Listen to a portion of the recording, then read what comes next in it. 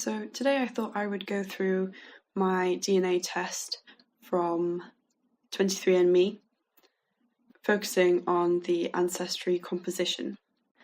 The main reason why I took a DNA test was that we don't really know much about my dad's history, in that he doesn't really know where his mum came from, and that he knew about his dad's German ancestry, but that was about it. So for my 21st birthday last year, I was offered a test from my mum's mum, who was also interested in family trees and everything, for my birthday. So that's what I did last year, and my test came back with some really interesting results. Now, I understand that it won't be 100% accurate because DNA tests aren't, and there's still a lot of things that are being fixed and altered. I did some research into Ancestry sort of reports and composition things, and found that 23andMe was the best one I could find on the market at the time. The other one I think was Ancestry.com, but because I don't have an account for that, it wouldn't have been very easy to, reap the whole benefits from having a test from there. So I thought 23andMe would work well. So I anticipated the majority of my composition, if you will, to be European, but I wasn't quite sure how much. And going through this, it came back with 64.1% European, which was a lot less than I thought it would have turned out to be. So 45.4% of that is Northwestern European, and underneath that then, so within that category, it is British and Irish, which is 37.2%. So that is definitely my mum. French and German, 0.9%. Broadly Northwestern European, 7.3%. So I'm just going to go through this whole thing and say what I see, and then I'm going to go back and sort of weigh up my thoughts on some of these and what we had previously thought versus what has shown up on my test. So below that then there is, I'm not really sure how to say that, so excuse me if I pronounce it wrong, but it is Ashkenazi Jewish, which is 8.8%, which surprised me. Southern European, 6.9%, and underneath that then, so within that category, that is Spanish and Portuguese, 1.8%, Sardinian, 0.1%, and broadly Southern European, 5.0%. And then again below that, there is broadly European, which is 3.1%. Now this is the interesting part to me, at least. Mainly because I really wasn't expecting to have this much of a percentage of this, which is East Asian and Native American, which is 26%. So Northern Asian and Native American is in the same category, 21.3%, and the breakdown of that is 19.5% Nicaraguan, Native American Nicaraguan. Broadly Northern Asian and Native American, which is 1.8%. Chinese and Southeast Asian is 4%. And in that bracket, there is Indonesian, Thai, Khmer, and Myanmar, 0.7%. And then because they haven't been able to pinpoint the rest of it, it is labelled as broadly Chinese and Southeast Asian, 3.3%. And then below that, again, there is broadly East Asian and Native American, 0.7%. So for a lot of these, because they are not able to pinpoint exactly where your sort of ancestry sort of populations come from, they'll put a broadly, just, it's in that vague area. And then below that, there is Sub-Saharan African, 8.2%, which I was just like, wow, okay, there's African in me. This whole thing then prompted me to do a lot more research, which I've found out about, further down the line. So below that is Congolese and Southern East African, 5.1%. Congolese, 3.4%, so that's within this bracket then. Southern East African, 0.3%, broadly Congolese and Southern East African, 1.4%.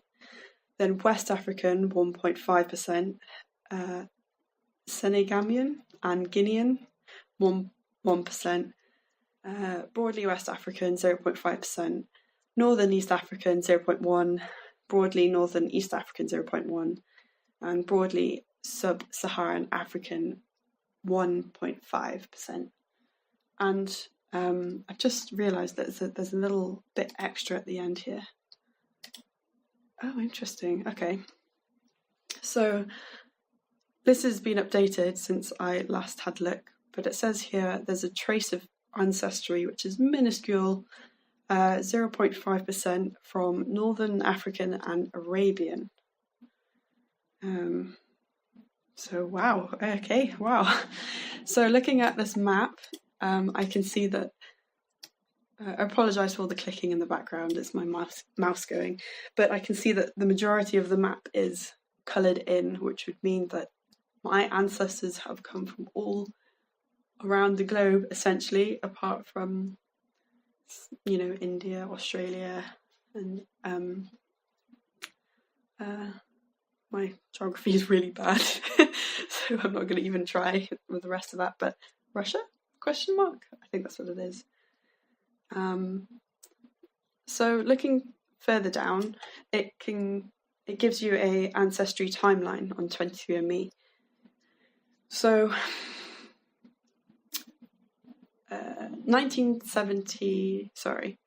from 1910 to 1970, I had an ancestor that, it says here, you most likely had a parent, grandparent, or great-grandparent who was 100% British and Irish. This person was likely born between 1910 and 1970. Now, I have, my family on my mum's side is essentially, I think, 100% Welsh, so that's where that is coming from. I don't think there's been any other... Well, apart from being 100% Welsh, there must have been some sort of Roman mixture at some point way in the past, because of, I think, a lot of, again, the Romans came and did their thing in the UK, and especially in Wales.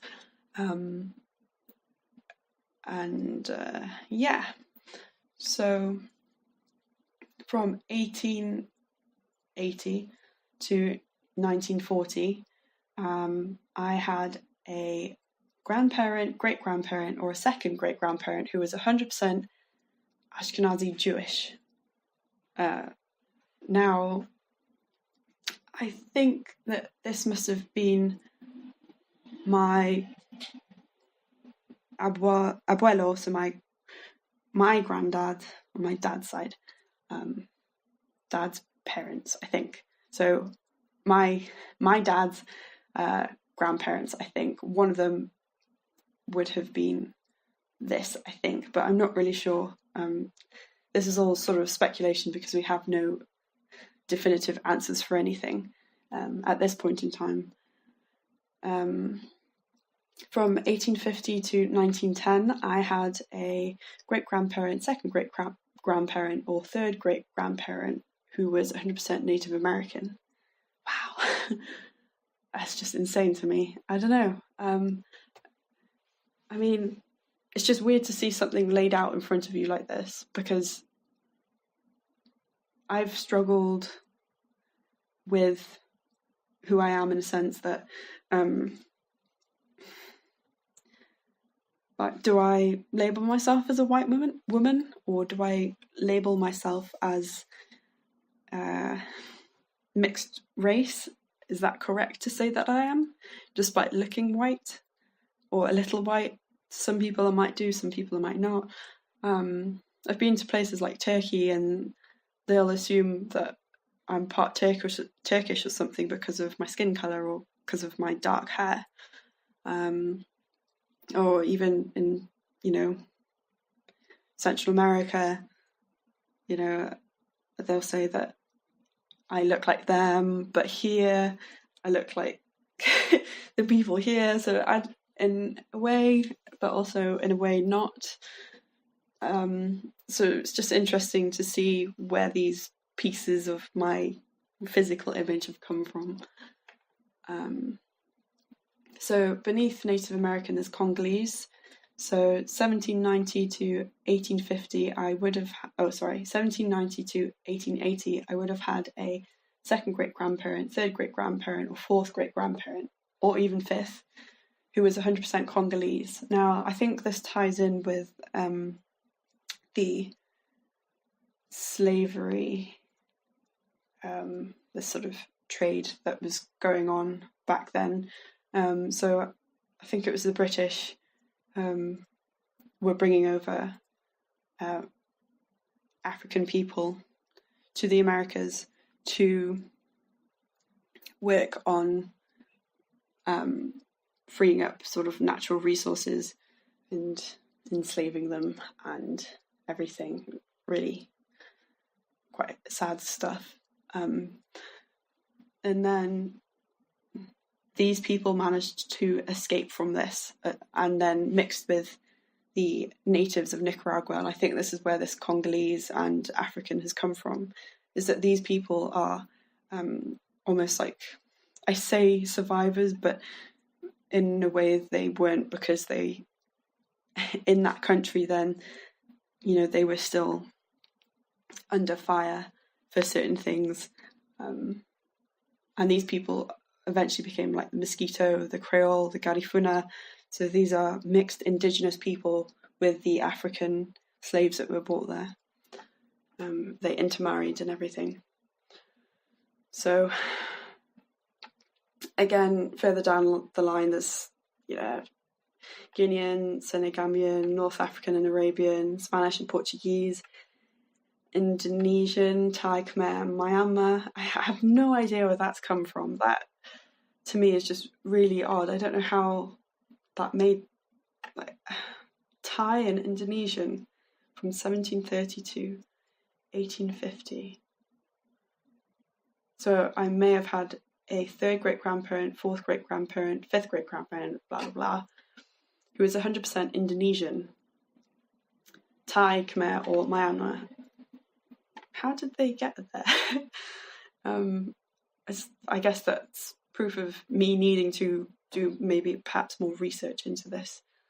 And then beneath that, Southern East African, Sardinians beneath that, and French and German after that.